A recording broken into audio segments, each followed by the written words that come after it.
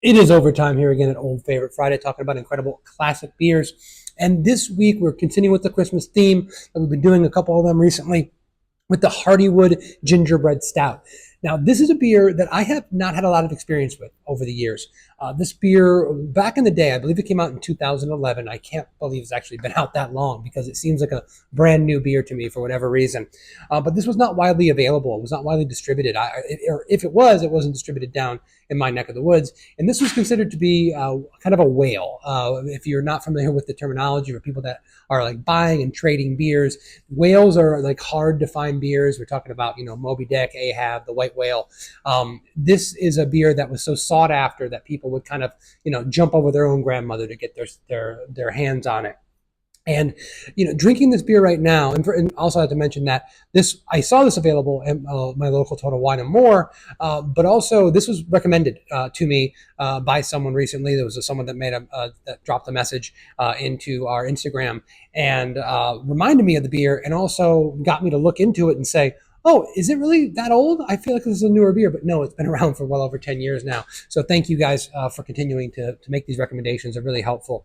But when I saw the beer at the store and brought it home to try it, I realized that I think I had this beer many years ago, but it had been quite a long time. But it's definitely not a beer that I had a lot of experience with. So I got the beer, I tried it, and wow, this is a really, really great Christmas beer.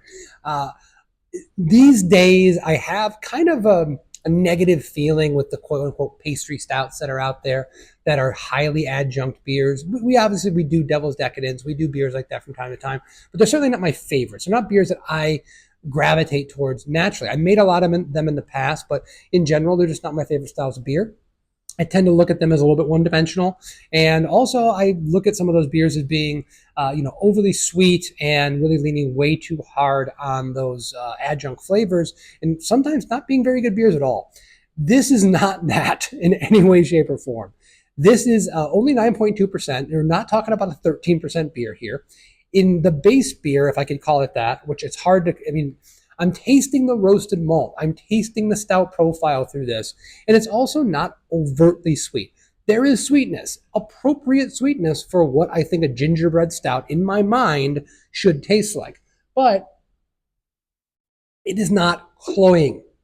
This beer is not molasses.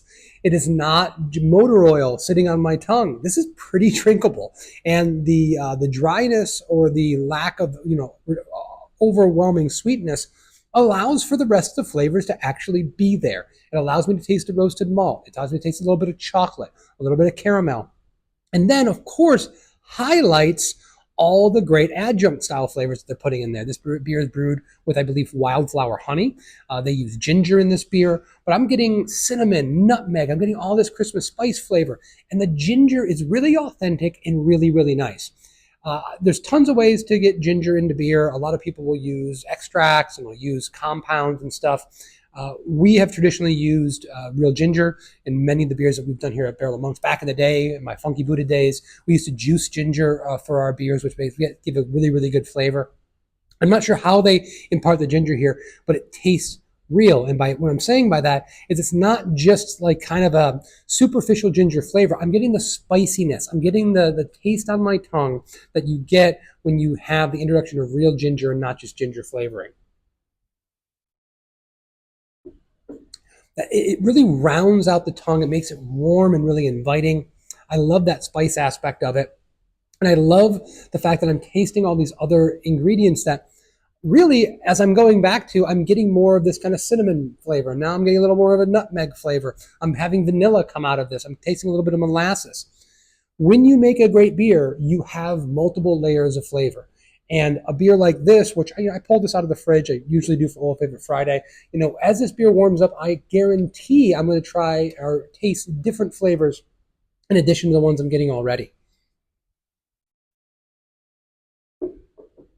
This is a beer that once upon a time was extremely hard to get your hands on. I'm not sure what the wide distribution of this is now, but if I can get it in South Florida at a big box store, it's definitely available in a wide range of places. But this deserves the status of the whale of the beer that I see why people wanted to get their hands on this beer so fervently at one time, because To me, this beer, and there's some other beers that we've done on Old Favorite Friday that are pastry stouts, Prairie Bomb, things of that nature, that really they were the foundation of these kind of over the top pastry stouts. And I think that we've kind of lost the plot, and we're doing beers that are kind of doing it cheap imitations of this.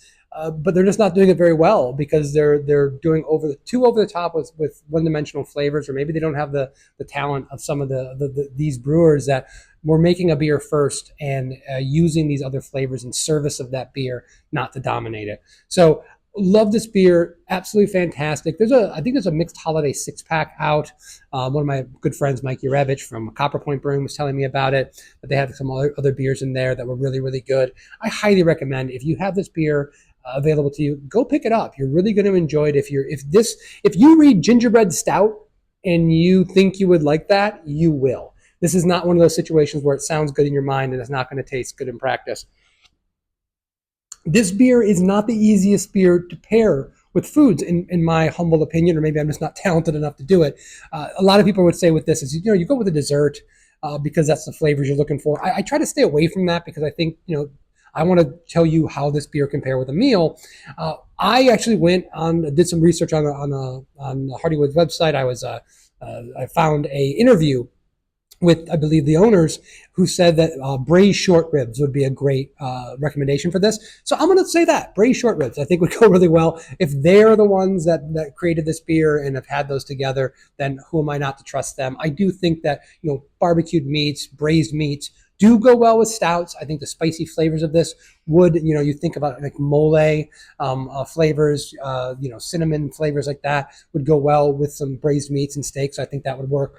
I'll throw one other one in there. I think maybe like a Szechuan beef, something with spice, something with a little bit of heat and not any like really a lot of sweetness. This will bring a little bit of the sweetness. And I think that ginger would go really, really well with something like a Szechuan beef with those kind of Asian cuisine. And also it would really accentuate, I think the ginger spice would really be accentuated by some actual heat, some spice there. So I haven't had it before, but that would be something that I would be interested to try together.